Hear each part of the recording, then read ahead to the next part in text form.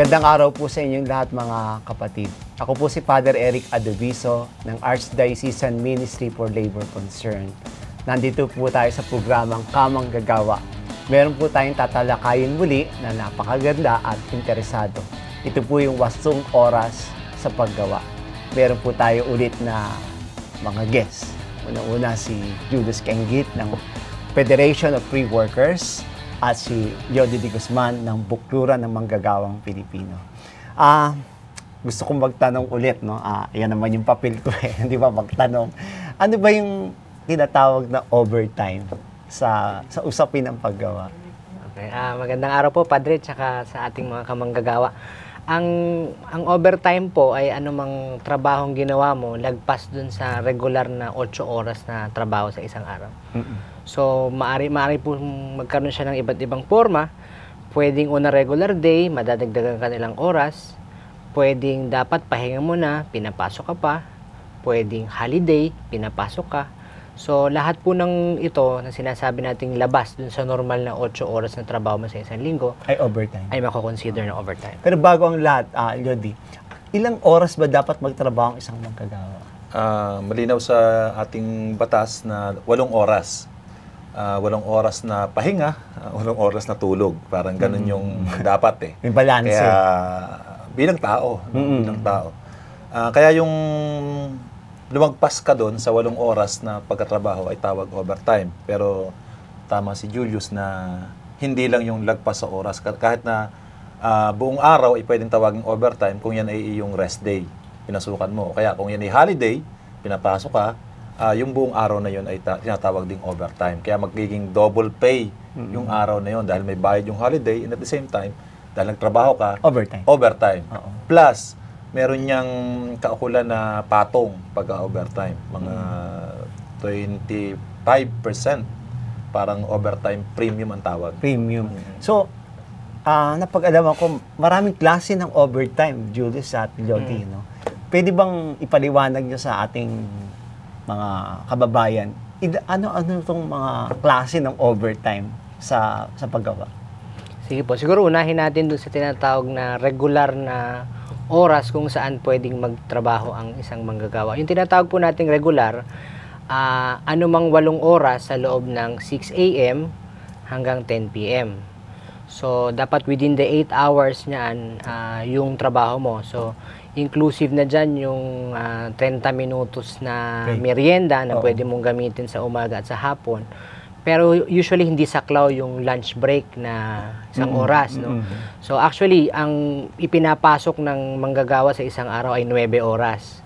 Kasi yung isang oras ay lunch, no? Pero yung kanyang actual na itinatrabaho, including yung may compensation na 30 minutes ay 8 oras, no? Yung pong overtime, so banggit po natin kanina, kung lumagpas po dun sa 8 oras, yan po yung tinatawag na nating overtime. If on the same day, yan po yung binabanggit na patong kanina ni Leody, ano? So basta po ikay nag-overtime, meron kang dagdag na 25%. So 25% ng iyong hourly rate na basic. So sinasabi po natin basic pay dahil yung ilan sa ating mga kababayan maliban dun sa regular salary may iba pang mga perks, benefits, allowances. So yung lang basic pay ang kikwentahin para dun sa tinatawag na 25%. Ngayon yung iba kasi 'di ba binanggit ko po kanina pwedeng lumagpas ng ang regular na oras ng trabaho hanggang alas 10 lang, no? Kaya ko po sinasabi yon dahil pag lumagpas ng alas 10 ng gabi night shift na yon. Which means meron ng kana dapat night shift differential.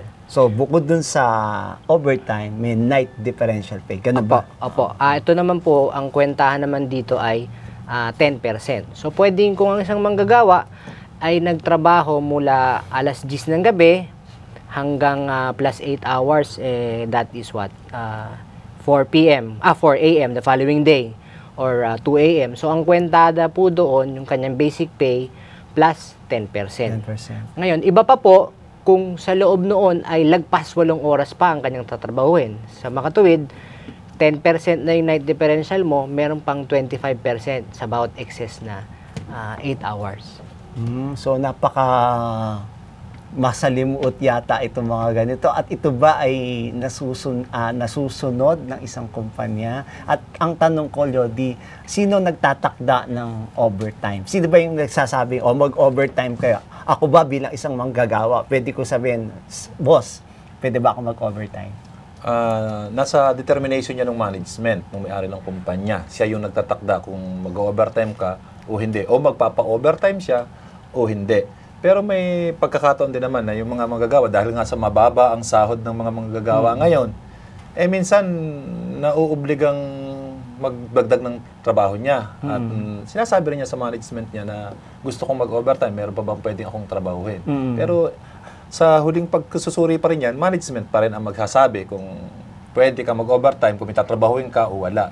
Kaya, it's management yung nagtatakda. Prerogative, parang gano'n. So, badin siya dito, kung ayaw ko. So, medyo, kumbaga sa yung negosyante nagsasabing mag-overtime ka, kung ayaw niya, wala tayong magagawa. No? So, dumako tayo dun sa mga, ano ba, yung mga pero bago yun, Father. Sa overtime, bawal naman ang force overtime. So, ano ibig sabihin ng force overtime? Ayaw mong mag-overtime, pinipersa ka. So, paglabag yan? Paglabag yun. Kasi ang batas lang talaga ay 8 oras. Kaya pag lumagpas doon, dahil mayroon ka ng, dapat ay lalabas ka na, pero hindi, inuobliga ka ng management, ayaw mo, ang tawag doon, force overtime, bawal yon na pinupersa ka na magtrabaho palagpas sa 1 oras. Unless na gusto mo nga. Pero dahil nga ngayon, bihira na ngayon ng force overtime. Kasi dahil sa baba ng sahod, yung mga manggagawa na ngayon ang nagre-request na dagdagan siya ng trabaho para madagdagan yung kanyang kitang iuwi sa pamilya. Tama. Tsaka dagdagan ko rin po yung mga uri ng overtime. Kasi di ba, tayo yung nagtatrabaho dapat ng 40 hours a week lamang. So, dapat talaga may araw ng pahinga. No? Which means, kung ikaw ay pinagtrabaho sa araw na yung pahinga, meron din karampatang dagdag na bayad yon. So, magkano naman yan, halimbawa? Dito naman may dagdag na 30%. Malaki-laki. Dagdag na 30%. Tapos, minsan, holiday. No? Halimbawa, Pasko, mahal na araw, ikaw'y pinapasok. Ito po yung mga regular na holiday. No?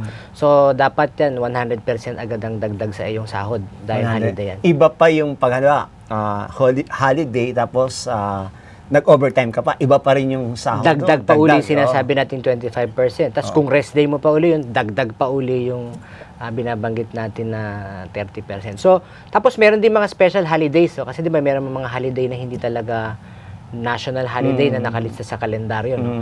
Halimbawa, araw ng Maynila o araw ng Quezon City. Yung mga kapatid nating Muslim. So these are special holidays. Dito, 50% lang yung patong kapag no? Pero that's the idea. No? Basta lagpas doon sa 8 oras at 40 oras sa isang linggo, pwede ka nang overtime. Laganap itong mga call center. Laganap itong mga nagtatrabaho sa gabi, no, gwardiya. So, paning pasahod dyan? Paning yung sistema ng overtime dyan? No? 12 oras kasi yan, yung mga ganyan, hindi ba? Ang mas malaganap yung sobrang oras ng pagtatrabaho dyan sa mga security guard. Tapos, binsan, hindi nababayaran yung mga sobrang oras nila na as overtime.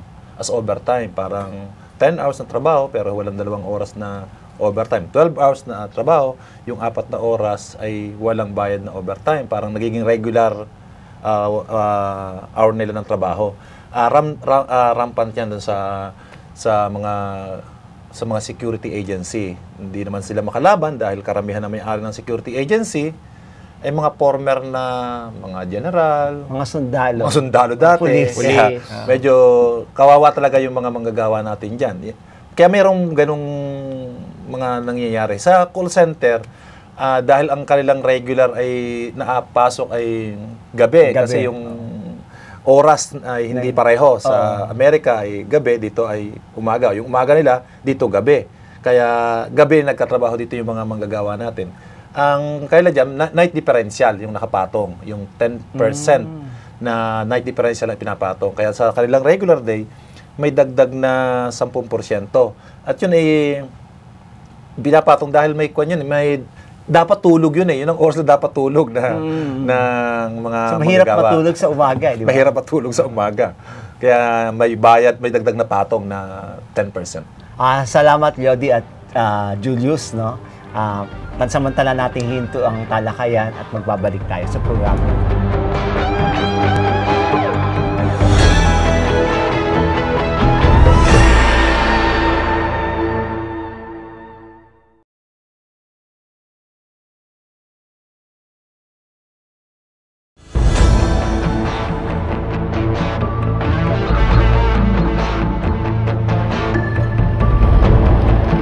Kung may bagyo at nagpa-uwi na, magkano bayad namin para sa araw na yun? Nagbabalik po tayo sa ating programang Kamang Gagawa at ang ating talakayan po ay ang wastong oras sa paggawa. Lodi at Julius, no? Pinag-usapan natin yung overtime pay. Parang gusto kong balikan, ano bang history nitong itong 8 oras na ito? Gaano ba? Paano ito nagsimula? At 8 oras ba talaga nagsimula? Dati, walang limit ang oras ng pagtatrabaho ng mga manggagawa eh. Depende yan sa gusto ng mga Panginoon noon. Panginoon. Pero dumating ang panahon na nagsimula sa 16 Napakatagal. na oras na paggawa. Halos 2 araw. Tapos naging 14, naging 12, naging 10. Then, nung magkaroon ng malaking mga pagkilos, actually, kababaihan sa Haymarket Square. Doon na, bago pumasok itong 20th century, na itakda yung 8 oras. At yun naman nangyayari dahil sa pag-unlad ng kagamitan sa paglikha ng produkto. Kumpara doon sa dati, napakahirap, pero nung umunlad yung tools, yung makina, napaiksi yung trabaho. Parang ito recognition ng society dun sa mga manggagawa. Modernisasyon. Dahil sa modernisasyon. Kaya kung tutuusin, dapat ay palitan na itong 8 oras ng pagkatrabaho dahil napakatagal ng panahon, mahigit ng 100 taon na umiiral yung 8 hours work. Dapat, at sa panahon yun, nung 100 taong ito, napakalaki na ng inunlad lalo ng teknolohiya. Yung machine, computerized na ang lahat ng bagay. Kaya dapat sana, maging pakinabang ng mga magagawa, yung paiksiin na yung kanyang oras ng pagtatrabaho na may kaparehong sweldo. Nang sa ganun tingin ko, pagka mula 8, naging 6 na oras, maraming mga magagawa na walang trabaho ngayon ang mabibigyan ng trabaho. Pwede natin gawing 4 shift na yung trabaho. 6 na trabaho. Kaya madadagdagan ng 25% ng trabaho yung ating mga 25% ng mga manggagawa ngayon magkakaroon. Mababawasan ng malaking bagay yung walang trabaho.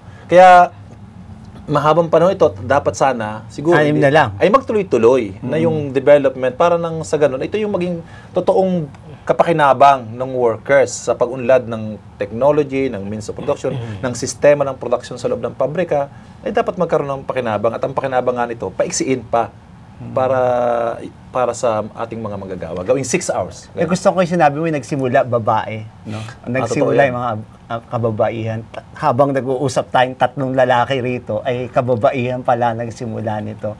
Pero yung sinasabi ni Lodi na 6 na oras, parang baliktad yata ang nangyayari, Julius, di ba? Parang pinaiiksi hindi pinagtatrabaho yung manggagawa sa isang araw. Meron silang certain period na hindi pinagtatrabaho para hindi malugi. May ganun bang sitwasyon? Marami pong ganung klaseng sitwasyon, kasi alam naman po natin sa production, katulad ng sa agrikultura, meron kang off-season, meron kang peak season. So kung sa agrikultura, may panahon na walang matanim dahil hindi talaga panahon ng taniman at di panahon ng anihan, walang trabaho. So ganun din po sa production, may mga panahon na nagkakaroon ng peak sa production. Kung kaya't kinakailangan ng mas maraming tao at mas maraming oras na kanila igugugol dun sa kanilang trabaho. Ngayon, sa pang-araw-araw na sitwasyon, on a day-to-day basis, pwede rin pong applicable yan. Kasi po, meron po tayong mga senaryo sa service sector, particular ang mga restaurant. Ang mga restaurant, usually nag-o-open sila right before lunch, and then right after lunch magsasara. at tapos tsaka magbubukas uli bago mag-dinner, bago maghapunan. So, ang kadalasan pong nangyayari, mayroong pagitan sa loob ng isang araw kung saan ang manggagawa ay sinasabing walang trabahong ginagawa. Pero dito po, nagiging tricky kung tawagin, no? Nagiging tricky yung sitwasyon. Bakit? Kasi, halimbawa sabihin natin na wala ngang operasyon ang restaurant ng alas 2 at magre-resume siya ng alas 6, hindi naman nangangahulugan na porkit siya ay sarado ng 2 to 6, ay walang trabaho nagaganap sa loob ng restaurant. So may nagtatrabaho dyan? May nagtatrabaho po. So, dito po papasok yung konsepto ng standby time. No? Meron pong tinatawag na standby time. Ibig sabihin, yung oras na yan, sabihin nating 4 na oras na sarado ang restaurant, may ginagawa ka man o wala, you're on standby, you're on call. Kasi anytime, pwedeng may ipautos sa'yo ang management, kinakailangan meron kang gawin. Which means, dahil kayo po yung naka-standby time at naghihintay kayo ng trabaho na bibigay sa inyo anytime, ito rin ay dapat oras na bayad.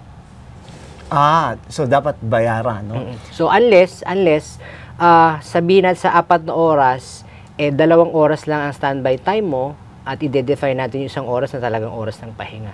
Kanina may tanong tayo sa video, yung tanong ng bayan, tanong ng mga kaibigan nating manggagawa. Halimbawa daw, bumagyo at tapos pinauwi yung manggagawa. Paanong sistema doon? Pasasahurin ka ba doon? 4 na oras lang kayo, 4 na oras ka, tapos pinauwi na kayo. Paano kung 8 oras din ba ang bayad doon? Opo, kasi may batas na klaro dyan na pagka ikaw ay pinauwi sa panahong nakakumpleto ka ng 4 na oras, at lalo na kung higit pa, automatic yon na dapat bayaran ng management ng kumpletong 8 oras yung iyong pagkatrabaho yon. Dahil hindi mo naman, parang may ganung batas na nagbibigay protection din doon sa dapat kita noong mga manggagawa. Kaya klaro yun sa sumunod yung mga kapitalista. So dapat bayaran? Kaya malaman ng mga manggagawa yun. At pagka ginawa sa kanila yun na pinauwi sila na, halimbawa, 5 hours na o 4 hours, ay dapat bayaran ng buo. Klaro yun.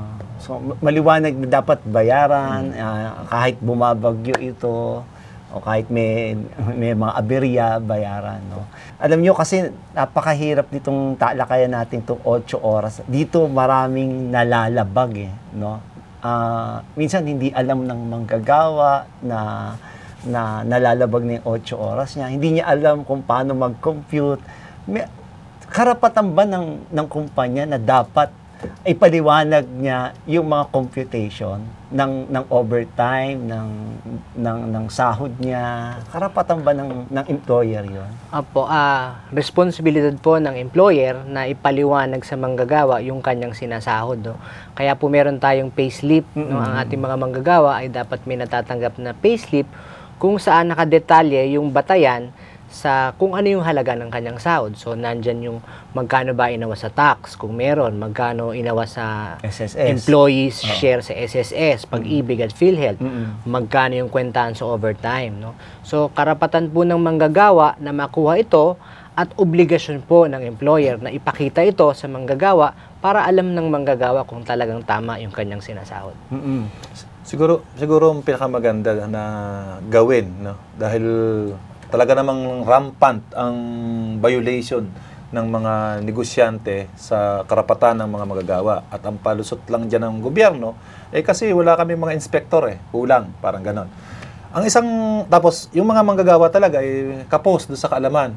Siguro dapat gawin dyan, isama sa curriculum ng mga, high school student. Lagyan ng isang curriculum doon na nagtatalakay sa karapatan ng mga manggagawa dahil karamihan naman ng mga manggagawang, mga mag-aaral, ang uwi niyan sa pagkatapos ang dulo niyan, pagkatapos ng high school, ng college, ay pagtatrabaho. Na malaking bahagi ng kanyang buhay ay pagkatrabaho. Kaya dapat, yung kanyang karapatan, bilang mga manggagawa ay klarong ipapaliwanag sa kanila. Kaya dapat yung gobyerno ay gumawa ng ganong patakaran na i-integrate sa kurso, sa curriculum sa eskwela. Kaya lang hindi ginagawa ito ng gobyerno kasi ulitin ko nga, mukhang mas kampe doon sa interes ng mga negosyante itong ating pamahalaan Kaya po, siguro dagdag nabanggit po ni kasamang Leode yung inspector, nung pong nakaraang Labor Day kasi, bagamat maraming empty promises, kumbaga, na narinig po tayo sa Pangulo nung kaharap niya yung mga manggagawa ng Labor Day. Isa po sa mga tampok na pag-aanunsyo niya ay yung pagdagdag ng 300 inspektor, no, mula sa DOLE na magsisiyasat sa iba't ibang mga kumpanya para makita kung sumusunod dito sa mga batas paggawa natin, no? So, malamang, no, by this time lahat po ng mga bagong hire tapos sa pagsasanay ay dapat nakaalagwa na sa iba't ibang mga rehiyon ng Pilipinas. So titingnan po natin kung ang dagdag na inspektor na ito ay magbibigay daan sa pagsunod ng mga batas paggawa natin. Dagdag ko pa doon sa mungkahi. Ako okay yun, yung sa announcement ng gobyerno. Pero dapat siguro yung magiging inspektor ipatupad yung SALN Kasi baka dumami lamang yung mga mangungurakot dun sa mga kapitalista. Kasi ang ginagawa ng mga yan ay hindi naman nag-i-inspect, nasa gate lang, hindi pumapasok at binibigyan na lang ng sobre ng management. Mga ganon, ha? Kaya hindi nila nakikita yung loob. Baka dumami lang yung bibigyan ng sobre. Kaya dapat maging kaakibat nung pagdadagdag ng inspektor ay ipatupad na rin ang full disclosure ng kailang ng asset bago sila pumasok at pagkatapos silang matapos yung tungkulin nila, trabaho. Napakaganda ng ating talakayan dito sa Wastong Oras sa Paggawa. Salamat sa inyong lahat at pansamantala po tayo yung magbabalik sa ating programang Kamang Gagawa.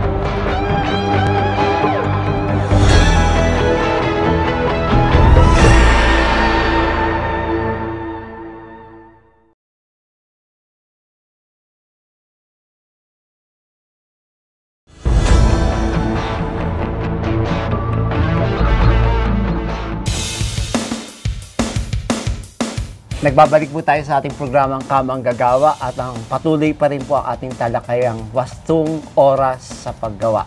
Ngayon naman, Lodi at Julius, talakayin natin yung usapin ng flexi time, no, stay in, tapos job rotation. Alam mo, yan yung mga lumalabas ngayon sa issue natin sa paggawa. Pwede nyo ba ipaliwanag unang-una yung stay in? Ano ibig sabihin ng stay in? Kasi meron akong mga nakikita o meron akong nakaranasan na kapag stay in ka ay sasabihin nila, dito ka naman natutulog, dito ka kumakain, so babawasan namin yung sahod mo. Ano ibig sabihin?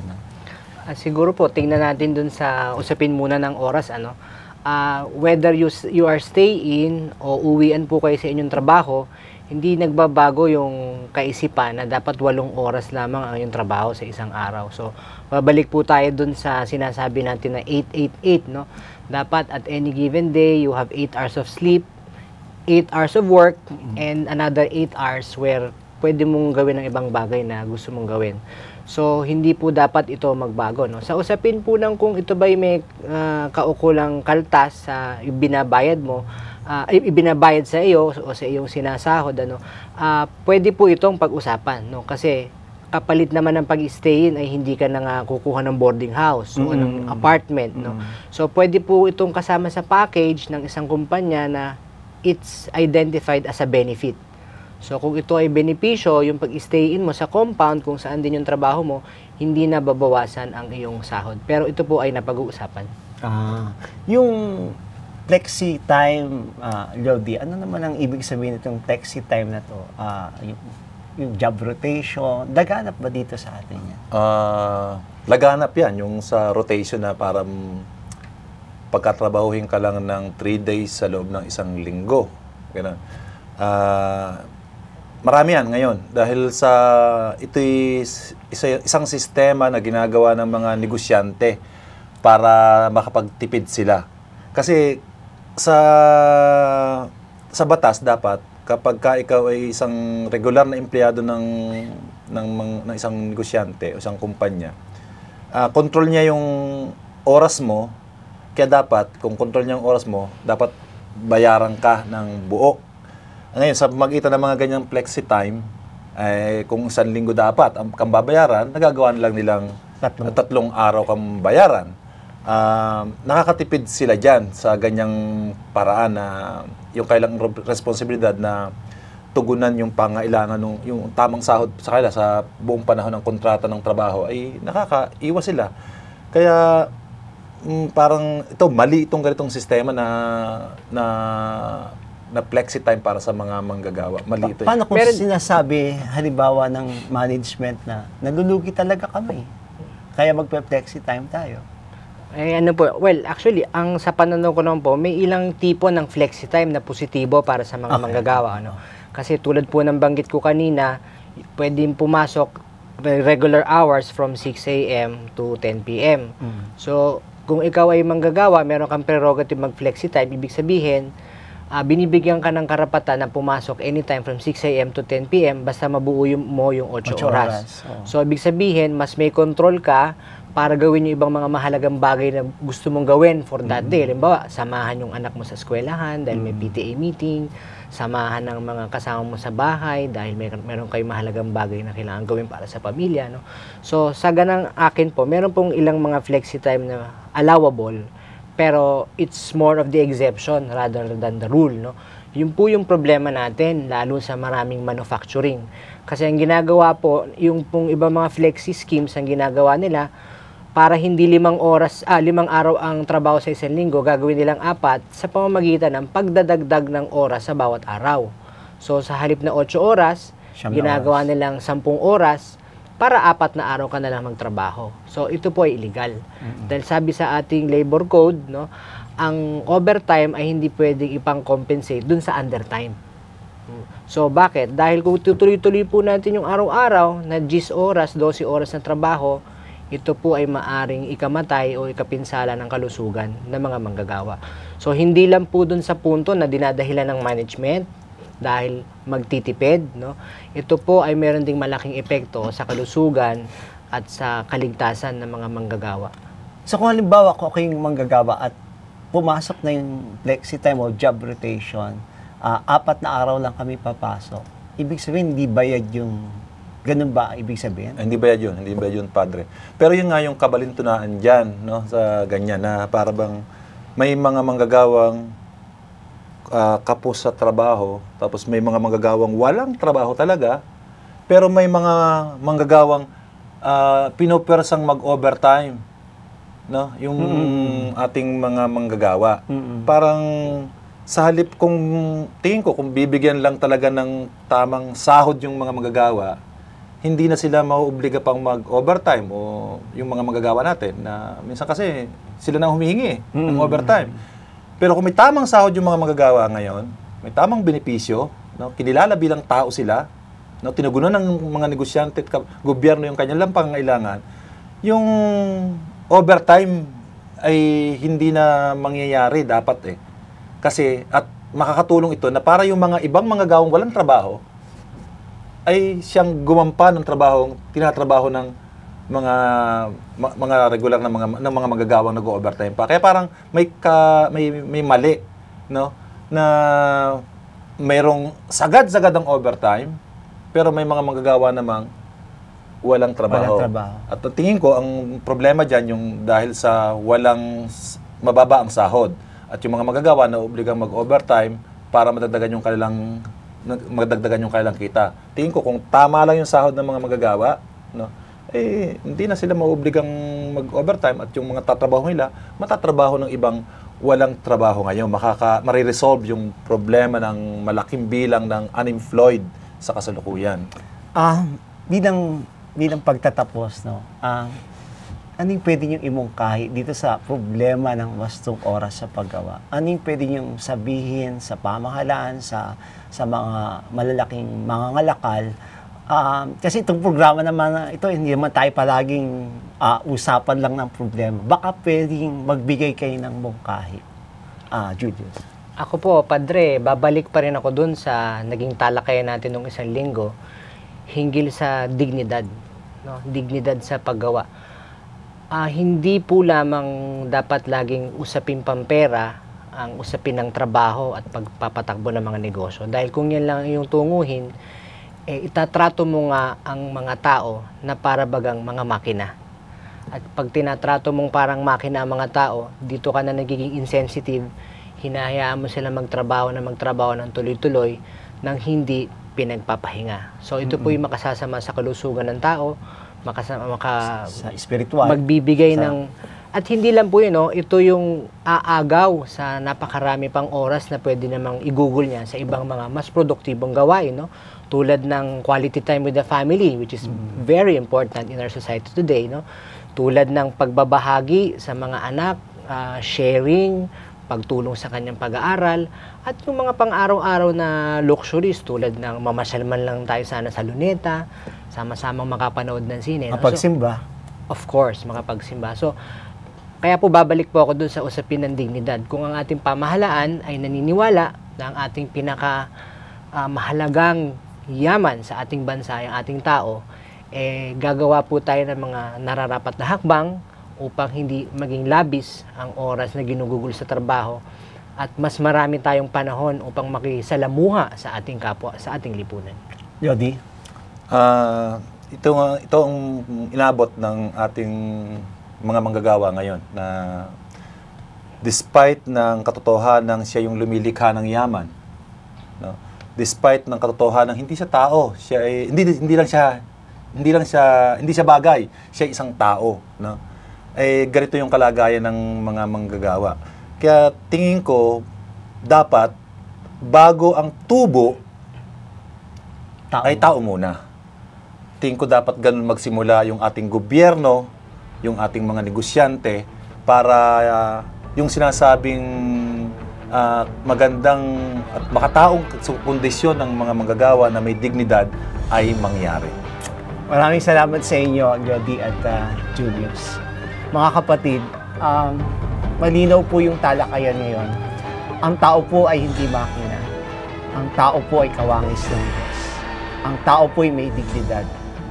Tao muna bago ang tubo. Mas mahalaga po ang tao, mas mahalaga po ang dignidad, at higit sa lahat, mas mahalaga po ang Diyos, sapagkat likha ng Diyos ang tao. Kawangis ng Diyos o kawangis ng tao ang Diyos. Magandang araw po. Ako po si Father Eric Adubiso ng programang Kamang Gagawa.